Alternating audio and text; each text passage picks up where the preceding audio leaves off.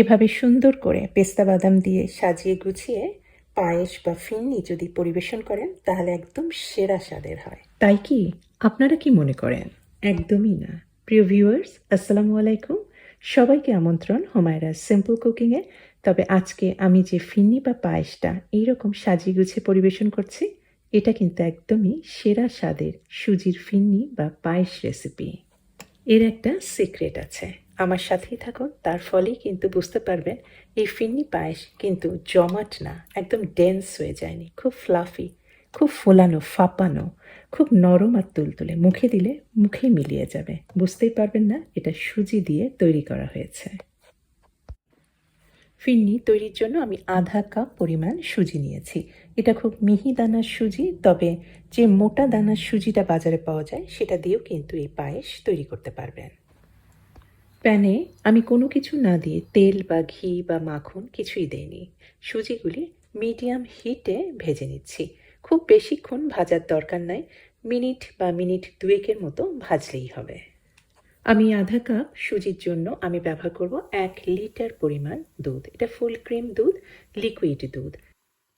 দুধটা ঢালার সময় সব সময় নাড়াচাড়া করবেন যাতে দলা পাকিয়ে না যায়।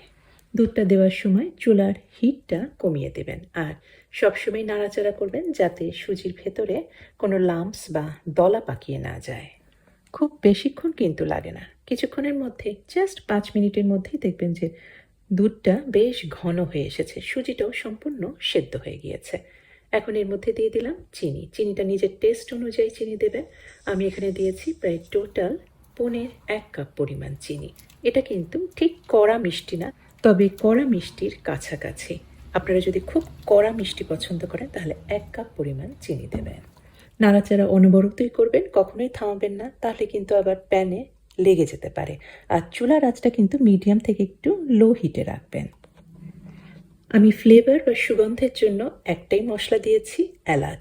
এলাচটা আমি হামানদিস্তায় ভালো করে গুঁড়া করে নিয়ে সেটাই আমি ছাঁকনিতে ছেঁকে নিচ্ছি, যাতে কোনো ধরনের চোকা বা মোটা দানা থাকলে সেটা যেন না পড়ে। আর আমি সবসময়ই বলি হালুয়া বা পায়েস ফিরনি রান্না করার সময় এভাবে এলাচটা দিবেন রান্নার একদম শেষ পর্যায়ে, তাহলে এলাচের গন্ধটা কিন্তু এটা আপনি খাওয়ার সময় পাবেন।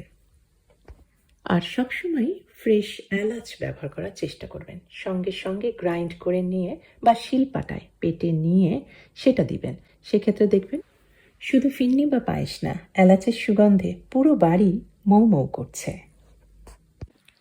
আর এখন রান্নার শেষ পর্যায়ে দিব সিক্রেট ইনগ্রেডিয়েন্টটা, খাবার সোডা। এটা কিন্তু বেকিং পাউডার না, খাবার সোডা আমি দিয়েছি আধা চা চামচের একটু কম পরিমাণে। আর তার উপরে চেপে দিয়েছে একটা লেবুর কোয়া। যে কোনো টক জাতীয় জিনিস কিছু দিতে হবে খাবার সোডাকে অ্যাক্টিভেট করার জন্য। আপনারা সাদা ভিনেগারও দিতে পারেন, সিকি চা চামচের মতো।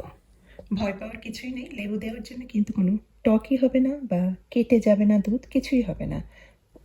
আর মিশিয়ে নিচ্ছি, বুঝতেই পারছেন কীরকমভাবে ফেনা হচ্ছে, ফুলে উঠছে, পায়েসটা একদম ফেপে উঠছে।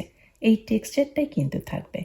এই কারণেই কিন্তু এই পায়েস যখন জমবে ঠান্ডায় ফ্রিজে রেখে, তখন দেখবেন যে সেটা খুব নরম তুলতুলে মোলায়েম আর ফাঁপানো হয়ে আছে, সেটা কিন্তু ডেন্স বা জমাট বেঁধে যায়নি। চুলা থেকে আমি অলরেডি তো সরিয়ে নিয়েছি আর এখন দিয়ে দিলাম সামান্য কিছুটা মাখন। এটা অপশনাল, আপনারা দিতে না চাইলে নাও পারেন, কোনো অসুবিধা নাই। পায়েসটা আমি ছোট ছোট বাটিতে সার্ভ করব, তবে আপনারা একটা বড় সার্ভিং ডিশেও ঢেলে পরিবেশন করতে পারেন। বিভিন্নভাবে সাজাতে পারেন, আমি সাজাচ্ছি পেস্তা বাদাম দিয়ে, কিশমিশও দিতে পারেন, যেটা আপনাদের ইচ্ছা। এটা এখন জমানোর জন্য জাস্ট আমি নর্মাল ফ্রিজে রেখে দিব ঘন্টাখানেকের মতো।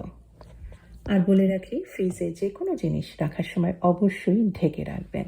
ফ্রিজে কোনো কিছু যদি না ঢেকে সংরক্ষণ করেন সেক্ষেত্রেও কিন্তু ব্যাকটেরিয়া সংক্রমণ হতে পারে, আর যা শরীরের জন্য কিন্তু খুবই ক্ষতিকর হতে পারে।